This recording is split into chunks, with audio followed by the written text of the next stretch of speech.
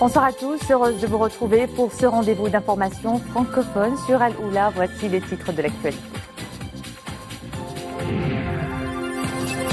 Sa Majesté le Roi entame une visite de travail et d'amitié en Côte d'Ivoire. Cet après-midi, le souverain est arrivé à Abidjan. À l'agenda de la visite royale, une participation aux travaux du 5e sommet Union européenne-Union africaine qui prendra place dans la capitale économique ivoirienne.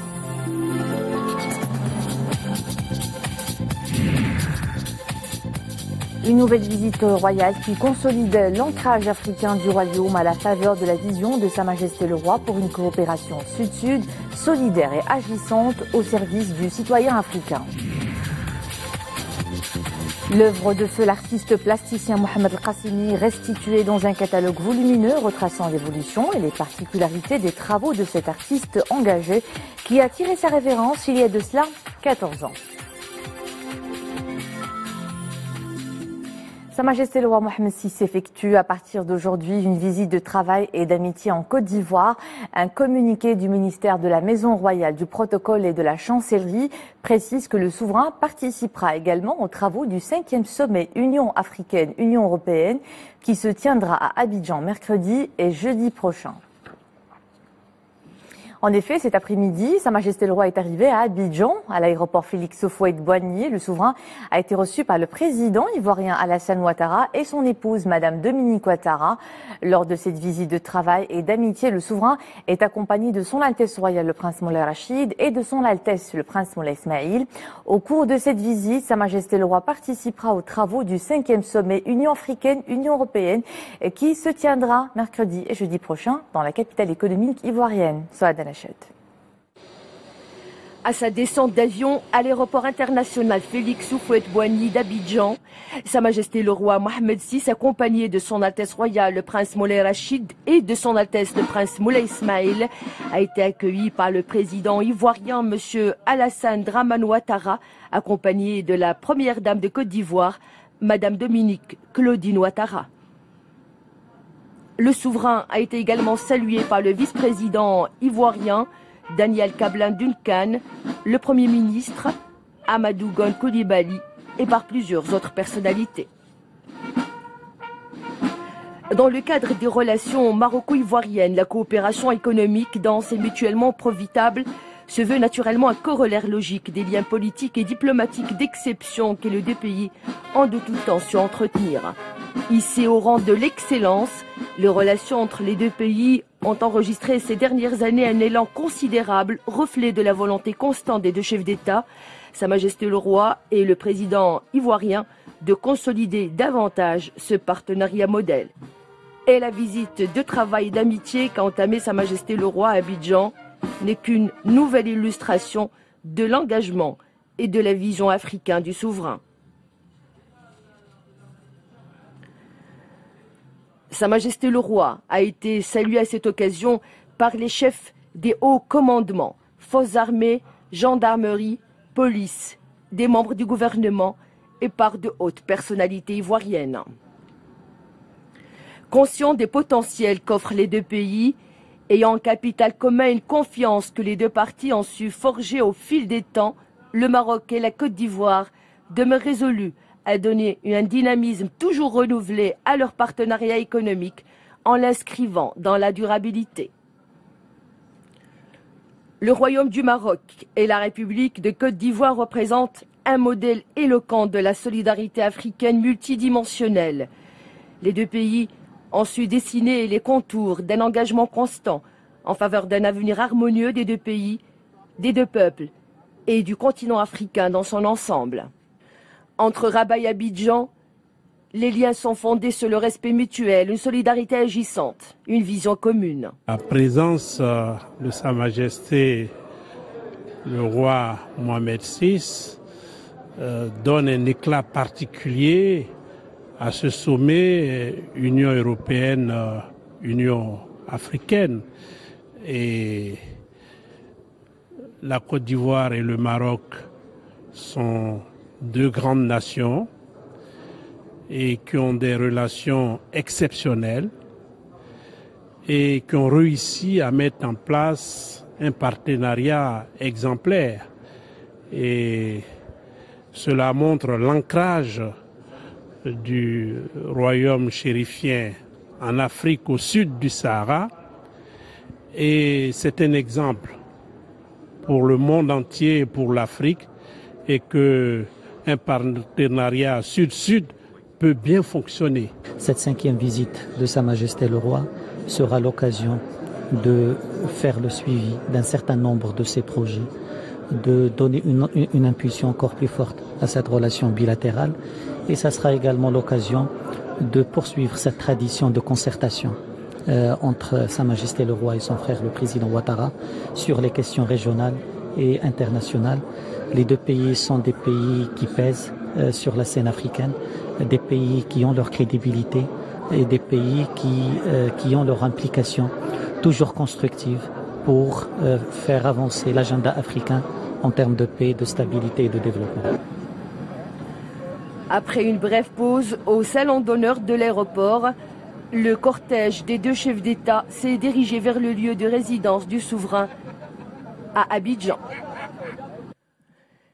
Sa Majesté le Roi Mohamed VI, accompagné du président ivoirien, M. Alassane Dramane Ouattara, et de la première dame de Côte d'Ivoire, Mme Dominique Claudine Ouattara, est arrivé à la résidence du souverain à Abidjan.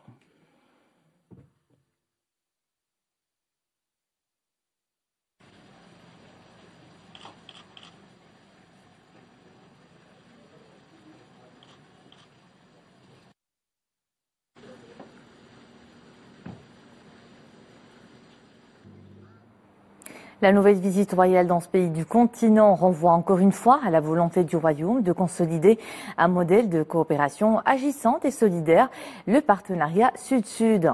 La visite royale confirme aussi l'ancrage africain du royaume qui s'est particulièrement renforcé après le retour du Maroc au sein de sa famille institutionnelle africaine.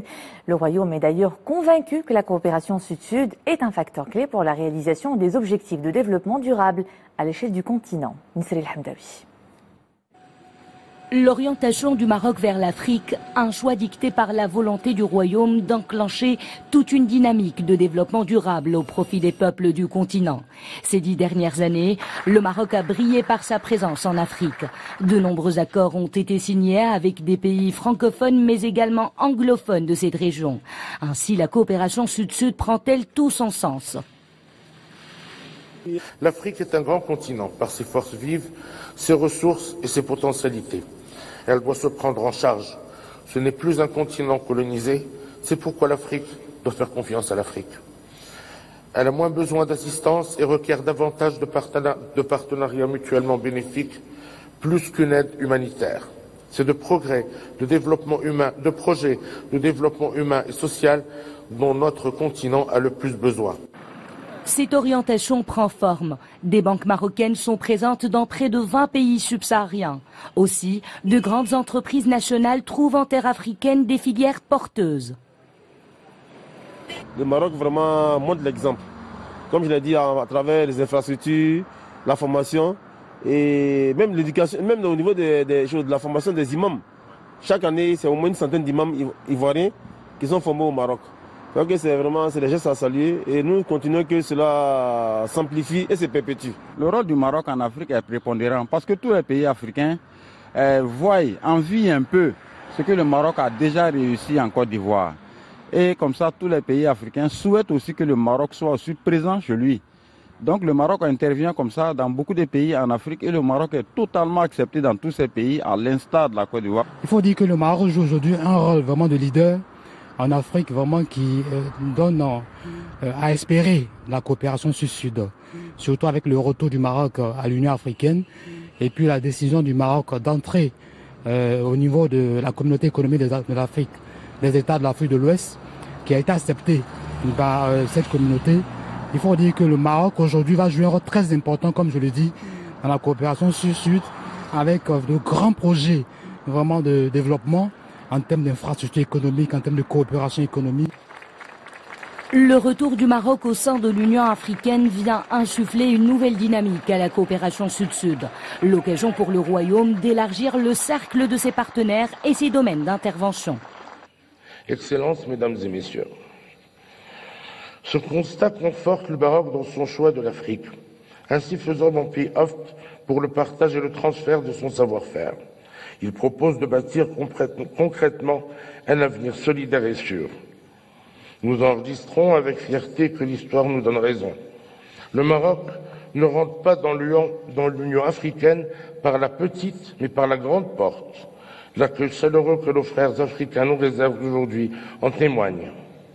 Nous invitons avec enthousiasme les nations africaines à s'associer au dynamisme de notre pays et à donner un élan nouveau à notre continent tout entier. Actuellement, la valeur des investissements du Maroc dans le continent africain avoisine les 3 millions de dollars. Des investissements réalisés notamment dans les secteurs financiers, dans les télécommunications, dans le BTP et dans les domaines de l'infrastructure et de l'agriculture.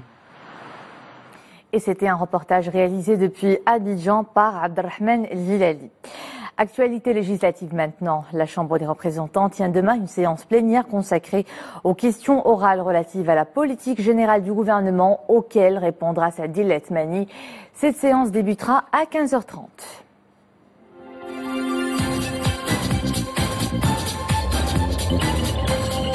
À la une de l'actualité étrangère, l'Arabie Saoudite lance une coalition antiterroriste de 40 pays musulmans en promettant une lutte implacable contre les groupes extrémistes.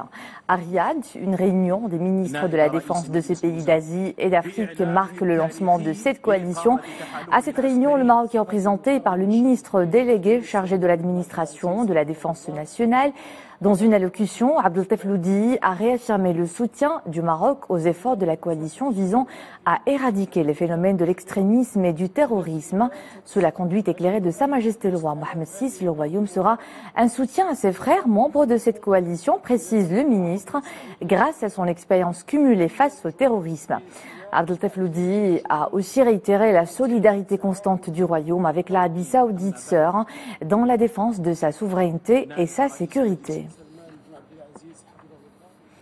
Les nouvelles négociations de paix prévues après-demain mardi entre le régime syrien et l'opposition démarrent sous de meilleurs auspices avec la création d'un comité d'opposition unifié qui parlera d'une même voix. C'est inédit en 7 ans de conflit en Syrie. Ce nouveau comité est présidé par Nasser al-Hariri, un opposant déjà impliqué dans des négociations de paix. Il remplace Riyad Hijab qui a brutalement démissionné cette semaine du Haut Comité des négociations. Le volcan du mont Agung sur l'île de Bali en Indonésie se réveille. Depuis hier, il continue son éruption en crachant des cendres à 4000 mètres d'altitude. Le volcan est entré en éruption hier pour la seconde fois en une semaine. Le niveau d'alerte reste inchangé, à 1 cran sous le seuil maximal. Et cette activité volcanique perturbe plusieurs vols intérieurs à destination par exemple de l'île voisine de Lombok. Des dizaines de vols ont ainsi été annulés.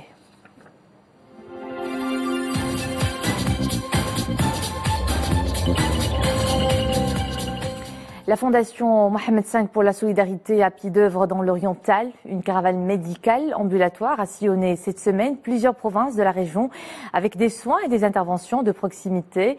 Près de 4000 prestations ont été assurées.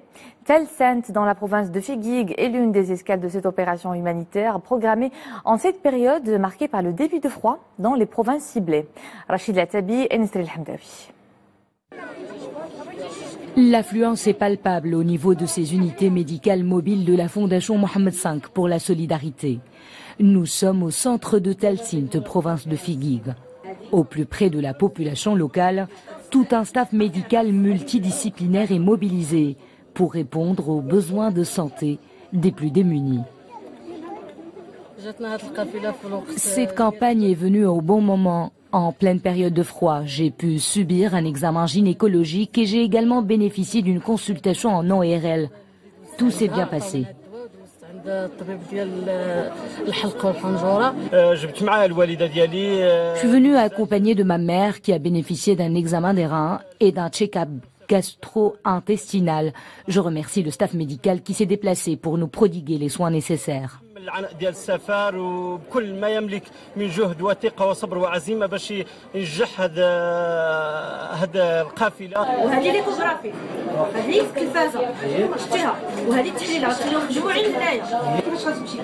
Les patients bénéficient de consultations mais également d'orientation médicale afin d'assurer la continuité et le suivi de leur prise en charge.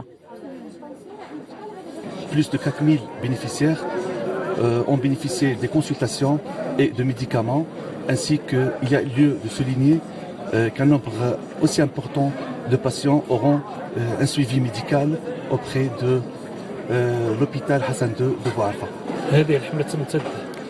Il s'agit d'une campagne multidisciplinaire de 2 jours. Nous avons des consultations notamment en ophtalmologie, en dermatologie, en pneumologie et des consultations dentaires.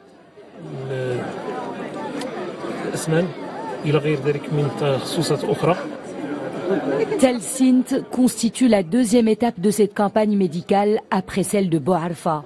Une initiative qui apporte soutien et réconfort aux populations démunies, principalement en cette période où le froid se fait sentir dans la région de l'Oriental.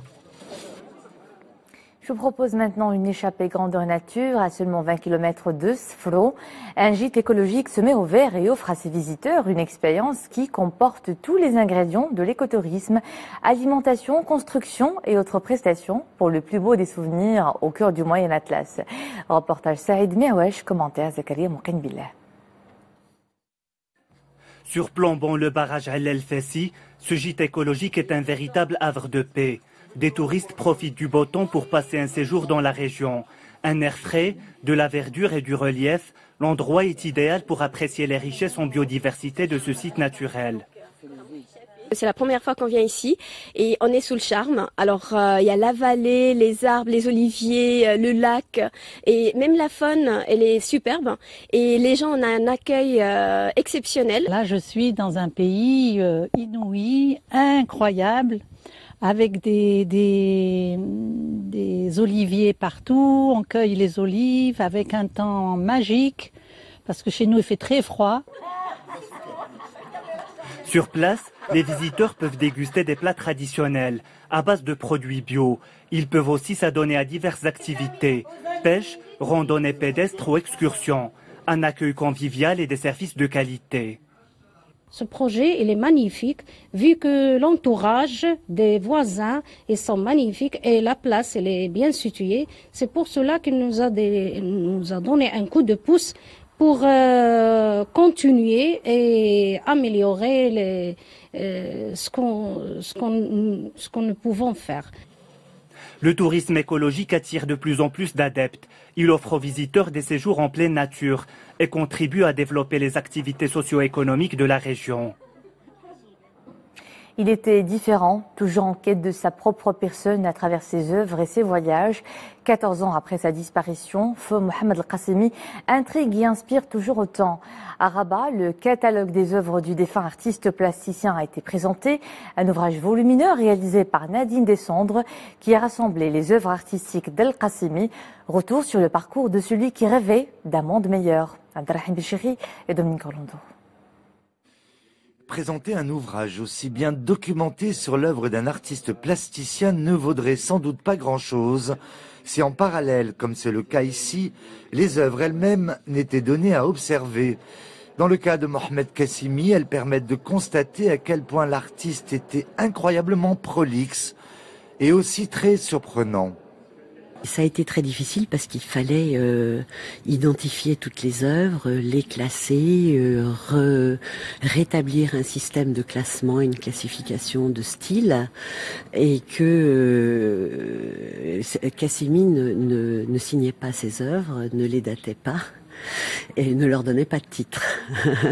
Sauf exceptionnellement, c'est-à-dire quand elles étaient exposées dans un musée ou quand il les vendait à des collectionneurs qui le lui demandaient. On comprend mieux les 3 années de recherche qui ont été nécessaires pour identifier à travers ces 2 premiers volumes l'ensemble des 4000 œuvres réalisées par l'artiste dont on suit l'évolution quasiment étape après étape, Très vite, cela permet d'ouvrir tant d'autres perspectives le concernant. Si vous voulez, c'est en marchant dans ses pas, je le connaissais, mais je connaissais pas l'ensemble de cette œuvre, et que j'ai découvert en fait à quel point il avait été déterminant pour la création contemporaine actuelle. Donc évidemment, ça devait un petit peu échapper. C'est quelqu'un qui débordait largement le cadre de la peinture, qu'il aimait passionnément, mais il voulait que les artistes sortent de leur atelier. Il voulait que ils s'impliquent plus dans la vie sociale et politique de leur pays. Il faisait des installations, il faisait des films, il faisait des performances, il organisait des spectacles chorégraphiques. Enfin, il a fait énormément de choses. Et c'est en ça, dans cette transversalité, qu'il n'était peut-être pas tout à fait compris par tout le monde en temps réel. Mais Mohamed Kassimi est également connu pour ses très nombreuses monographies, études et écrits, et pour sa série de dessins impressionnantes qui sont estimés aujourd'hui à plus de 1700. Ils feront l'un et l'autre l'objet de 2 volumes supplémentaires venus compléter la magistrale œuvre de cet homme artiste. Et c'est ici que nous nous quittons. Merci à vous de nous suivre. Demain, sur cette même place, que vous retrouvez. Quant à moi, je vous dis à bientôt.